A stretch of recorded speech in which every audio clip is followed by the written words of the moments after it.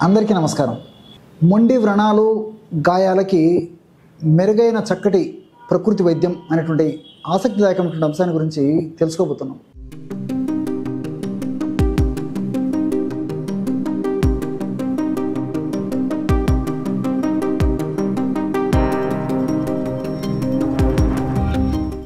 మొండి గాయాలు లేదా మొండి వ్రణాలు ఇవి ప్రాథమికంగా కొద్దిగా మొదలవుతుంటాయి.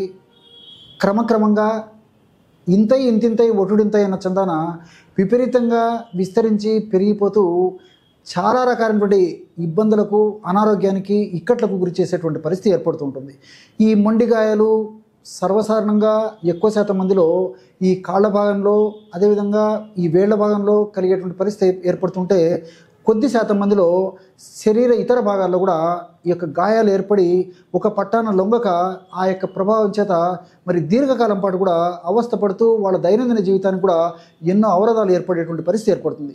ఈ గాయాలు కొంతమందికి ఏదైనా దెబ్బ తగలడం వల్ల గాయం ఏర్పడి అది వ్రణం కింద మారిపోయి క్రమక్రమంగా అది మరీ పెరిగి పెద్దదయ్యేటువంటి పరిస్థితి ఏర్పడితే, కొంతమందిలో ముఖ్యంగా షుగరు ఇలాంటి సమస్యలు ఉన్నటువంటి వాళ్ళలో మరి ఈ గాయాలు ఏర్పడి ఒక పట్టణం తగ్గక చీము, రసి, అదేవిధంగా అదంతా చెడు వాసన రావడము, దీంతోపాటు ఆ యొక్క గాయం ఉన్నట్టు భాగంలో వాపు, నొప్పి, పోటు, సలుపు, బాధ ఇలాంటివి ఉండడము, నడవడం కష్టంగా ఉండడము, కూర్చోవడం కష్టంగా ఉండడము, నించోవడం కష్టంగా ఉండడము, మరి రాత్రి అయిపోయేసరికి మరీ ఈ యొక్క నొప్పి వల్ల నిద్రాభంగం కావడం, ఇలాంటివి అనేక రకాల ఇబ్బందులు కూడా ఈ యొక్క షుగర్ వ్యాధిగ్రస్తుల్లో కలుగుతుంటాయి. అదేవిధంగా వెయిట్ ఎక్కువ ఉన్నటువంటి వాళ్ళలో కూడా ఈ యొక్క గాయాలు ఏర్పడము చాలామందిలో ఎక్కువ శాతం జరుగుతుంటుంది. ఈ తయారైనటువంటి గాయాలు, వ్రణాలు కూడా ఒక పట్టణం లొంగక మొండి వ్రణాలుగా తయారయ్యేటువంటి అవకాశం ఉంటుంటుంది.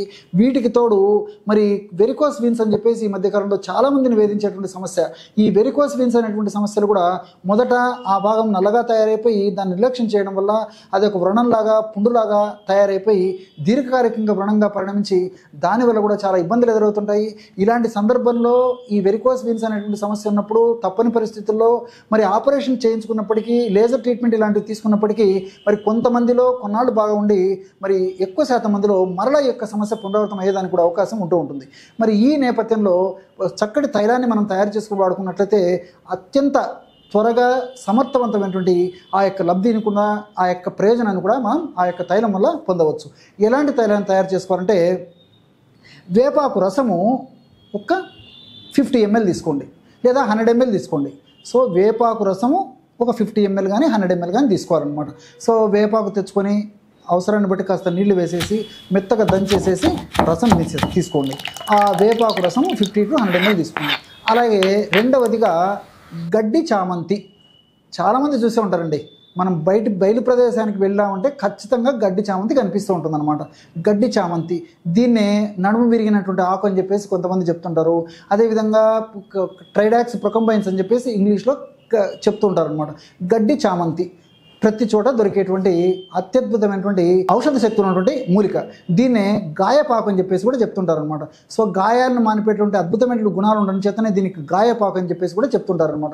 ఈ గడ్డి చామంతి మొక్కను తెచ్చుకొని శుభ్రం చేసేసి దంచేసి రసం తీసుకొని దాన్ని కూడా ఒక 50 ml తీసుకోండి. అంటే వేపాకు రసం ఎంత తీసుకుంటారో గడ్డి చామంతి ఆకు రసం కూడా అంత తీసుకోవాలన్నమాట. కాబట్టి రెండు సమానంగా తీసుకోవాలి. మీరు ఎంతైనా తీసుకోండి.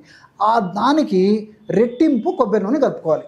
ఇది ఉదాహరణకి 50 ml గడ్డి చామంతి ఆకు రసము, 50 ml ఈ వేపాకు రసము కలిపేసి 100 ml అయింది కదా, 200 ml కొబ్బరి నూనె తీసుకోవాలి.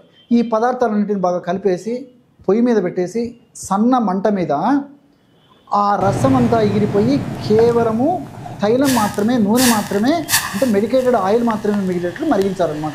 ఈ విధంగా మరిగించిన తర్వాత దాన్ని దించేసేసి వడగట్టేసేయాలి. మరి మనం ఔషధం తయారైంది అని ఎలా తెలుస్తుందంటే, ఆ 3 పదార్థాలు కలిపేసి పొయ్యి మీద పెట్టేసేసి మనం కింద మంట పెట్టినప్పుడు, అంటే సిమ్లో పెట్టాలన్నమాట. మంట పెట్టినప్పుడు విపరీతంగా శబ్దం వస్తూ ఉంటుందన్నమాట. అంటే ద్రవాంశం ఎక్కువగా ఉంటుంది కాబట్టి. సో శబ్దం క్రమక్రమంగా ఔషధం తయారయ్యే కొద్దీ శబ్దం క్రమక్రమంగా తగ్గిపోతూ కంప్లీట్గా తగ్గిపోతుంది.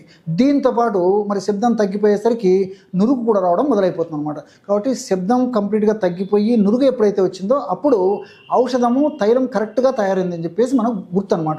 ఆ విధంగా తయారైనటువంటి ఔషధాన్ని కిందికి దించేసేసి చల్లారిన తర్వాత బుడగట్టేసేసి ఒక గాజు సీసాలో నిల్వ ఉంచుకొని రోజు ఉదయం ఒక్కసారి, రాత్రి ఒక్కసారి మొట్టమొదట స్వచ్ఛమైనటువంటి గోరువెచ్చని నీళ్ళతో ఆ యొక్క భాగాన్ని శుభ్రం చేసి కానీ, లేకపోతే ఈ హైడ్రోజన్ పెరాక్సైడ్ ఇలాంటి వాటితో కూడా శుభ్రం చేసి కానీ ఈ ఆయిల్ని ఉదయం ఒక్కసారి రాత్రి ఒక్కసారి అప్లై చేసేసి కాస్త గుడ్డ కడుతుండడం వల్ల, కాస్త బ్యాండేజ్ వేస్తున్నట్లయితే చాలా సమర్థవంతమైన ఫలితాలు కలుగుతాయి.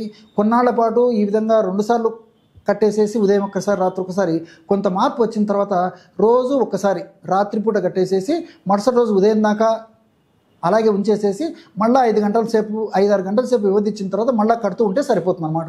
ఈ విధంగా క్రమం తప్పకుండా ఈ యొక్క ఔషధాన్ని ఈ పద్ధతిలో వాడుకోవడం వల్ల మరి ఎలాంటి మొండి వ్యాధులు అయినప్పటికీ దీర్ఘకాలం నుంచి వేధించి పీడించి ఇబ్బంది పెట్టేటువంటి రకరకాల వ్రణాలు, పుళ్ళు, గాయాలు, మొండి పడినటువంటి ఇలాంటివి ఏ ఉన్నప్పటికీ చాలా సమర్థవంతమైన ఫలితాలు ఈ వేప వల్ల, అదేవిధంగా నేను చెప్పినట్లు ఈ గడ్డి చామంతిలో ఉన్నటువంటి ఈ యొక్క ఔషధ గుణాల వల్ల, అదేవిధంగా కొబ్బరి నూనెల వల్ల కలుగుతాయి. కాబట్టి ఈ యొక్క ఔషధాన్ని ఈ పద్ధతిలో వాడుకోవడం వల్ల సులువైనటువంటి వైద్యంతోనే మెండైనటువంటి ఆ యొక్క ప్రయోజనాన్ని మనం పొందేటువంటి అవకాశం ఉంటుంది.